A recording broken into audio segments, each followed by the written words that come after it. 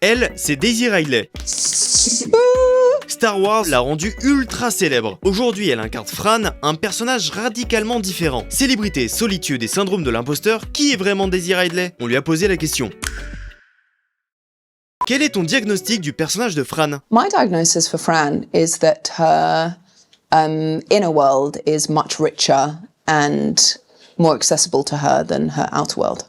So when she imagines these situations of being dead, it's not that she wants to die, it's that the tangible feeling of what that would be is much easier for her to comprehend than connecting with the people in her office. Comment son mal-être résonne en toi? But I do understand the feeling of overthinking and worrying so much about what you've said and how it's perceived and trying to make connections with people. I can be quite anxious is probably too strong a word, but I can be a bit nervous in social situations. My husband is very sociable and very talkative, so I sort of made a pact with myself that I wouldn't just rely on him in social situations, because I know even if something is uncomfortable, I know that it's much more important to go and try. And often I do have a good time, it's just in the build-up to it, I worry about what it is I'm about to go and say.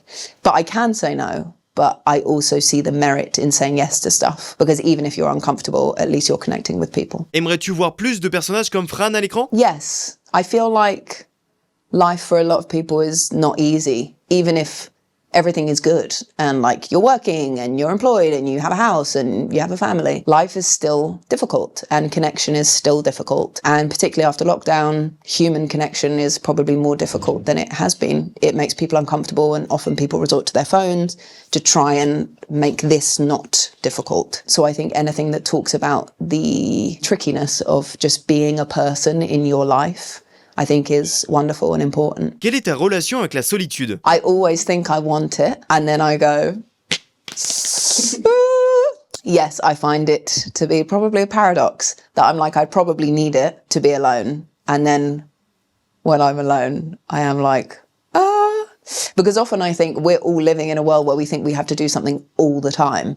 So it's like if I'm alone, often it means I'm not doing anything unless I'm running 100 errands. But actually it's probably very important, again, to just sit in that and be alone and decompress. On set, I'm very social. I find social situations in a work sense much easier. I suppose because we're all there for a reason. We all know why we're there. We're all connected by work. So actually, I don't really go to my trailer or anything. I love to be with people. And then it's very strange because you're with people intensely for a few months, and then suddenly you're not seeing them anymore. So that's also, I think for any self-employed person, it's so strange to like be so involved with people and then you're like, oh, and like have your sort of daily rituals and suddenly you're like, oh, I don't have that anymore.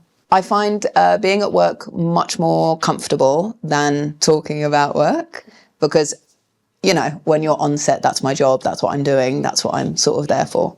And I don't tend to feel so insecure. And then when it comes to press, I suddenly am questioning my place in the world and what it all means. And because then suddenly it's, you know, 100 other things and not just like you have to play this role. Comment tu gères ton besoin de solitude en tant qu'actrice? It's funny, I just did a film before Christmas. I mean, it's not unusual because a lot of people work with a lot of people, but the thing that's most unusual on a set is you wake up at 5:30, you're in work from 6, and the minute you're in, you're really not alone.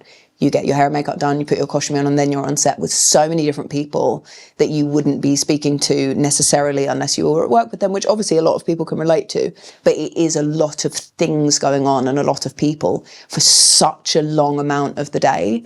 Because, you know, you start filming at 8 and finish at 6, 7. And I was living in a hotel because we were shooting outside of London. So I would get back to my room and go, oh my God, it's suddenly really, really quiet. But so yes, you don't get too much time alone on set. Star Wars était ton tout premier film. Tu n'aurais pas préféré commencer dans un projet plus confidentiel? I think everyone has a different journey and a different way of doing things. And what was funny was people kept going, oh, this is so unusual for your first job. And I was like, well, it wasn't not unusual for me, but it was unusual because I was in a film and it was all, you know. So I never knew what the other world was like. So it sort of, I was happy to be working and happy that was my first job.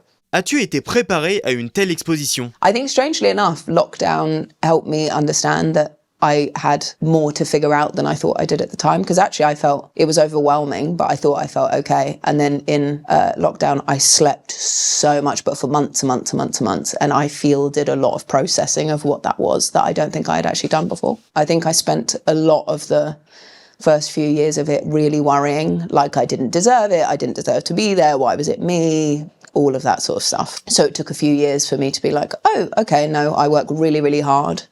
And this is just what happened. I am just who it happened to in this case. So the only thing I would have said looking back is just try and enjoy it a bit more and not worry so much. Konbini!